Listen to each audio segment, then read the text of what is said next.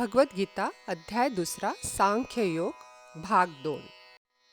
हे पार्थ, जो व्यक्ती हे जाणतो की आत्मा हा अविनाशी, शाश्वत, अजन्मा आणि निर्विकार आहे, तो कोणाचा वध कसा करू शकतो किंवा कोणाला मारण्यास कसा प्रवृत्त करू शकतो? एखादी व्यक्ती ज्याप्रमाणे जुने वस्त्र सोडून नवीन वस्त्रे धारण करते, त्याचप्रमाणे आत्मा जुने आणि निरुपयोगी भौतिक शरीर त्यागून नवीन भौतिक शरीर स्वीकारतो. या आत्म्याचे कोणत्याही शस्त्राद्वारे तुकडे करता येत नाहीत. अग्नीद्वारे त्याला जाळता येत नाही. पाण्याद्वारे त्याला भिजविता येत नाही. तसेच वाऱ्याने त्याला सुकविता येत नाही.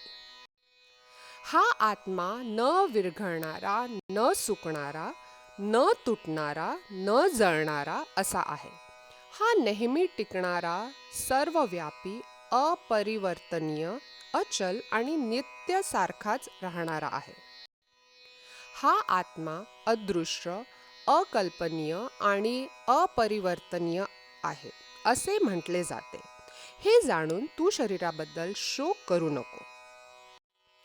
जरी तुला वाटते की आत्मा किंवा जीवनाची लक्षणे हा नित्य जन्मणारा आणि नित्य मृत होणारा आहे, तरी हे महाशक्तिशाली तू शोक करणे योग्य नाही. जो जन्मला आहे त्याचा मृत्यू निश्चित आहे आणि जो मृत झाला आहे त्याचा जन्म निश्चित आहे. म्हणून तुझ्या अपरिहार्य कर्तव्य पालनात तू शोक करणे योग्य नाही. समस्त जीव प्रारंभी अव्यक्त असतात, मध्यावस्थेत व्यक्त असतात आणि विनाशानंतर पुन्हा अव्यक्त होतात. मग शोक करण्याची काय आवश्यकता आहे?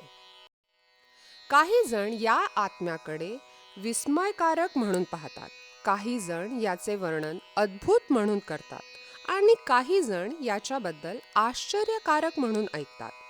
परंतु इतर त्याच्याबद्दल ऐकल्यावरही त्याला मुळीच जाणू शकत नाही. हे भरतवंशजा, जो आत्मा शरीरात वास करतो त्याचा कधीही वध होऊ शकत नाही. त्यामुळे तुला कोणत्याही प्राणीमात्रासाठी शोक करण्याची आवश्यकता नाही.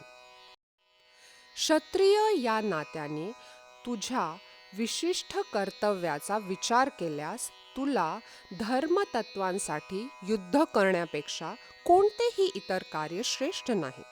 त्यामुळे तू संकोच करण्याची आवश्यकता नाही.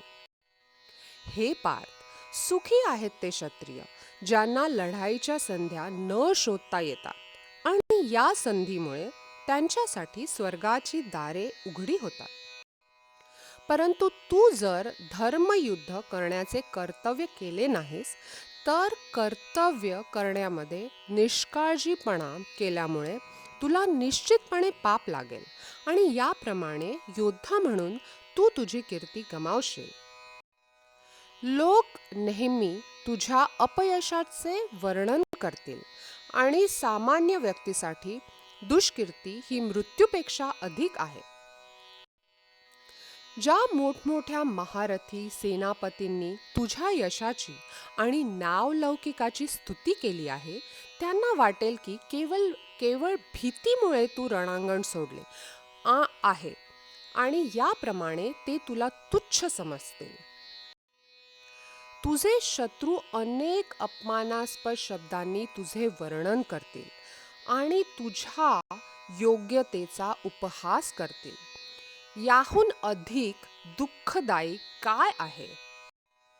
हे कुंतीपुत्र, एकतर तू रणभूमीवर मारला जाशील आणि तुला स्वर्गप्राप्ती होईल, किंवा तू विजय प्राप्त करून साम्राज्य उपभोगशील. म्हणून दृढ निश्चयी होऊन उठ आणि युद्ध कर.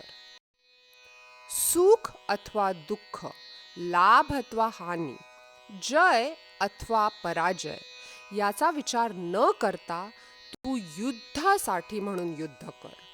असे केल्याने तुला पाप लागणार नाही.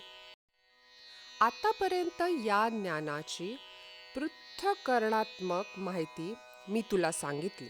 आता मी निष्काम कर्म कसे करावे याचे वर्णन करतो. ते ऐक. हे पार्थ, जर तू या ज्ञानाच्या आधारे कार्य केलेस तर कर्मबंधनातून मुक्त होऊ शकतो. या प्रयत्नात कोणतेही नुकसान किंवा ऱ्हास नाही आणि या मार्गावर थोड्या प्रगतीनेही मनुष्याचे फार मोठ्या भयापासून संरक्षण होऊ शकते.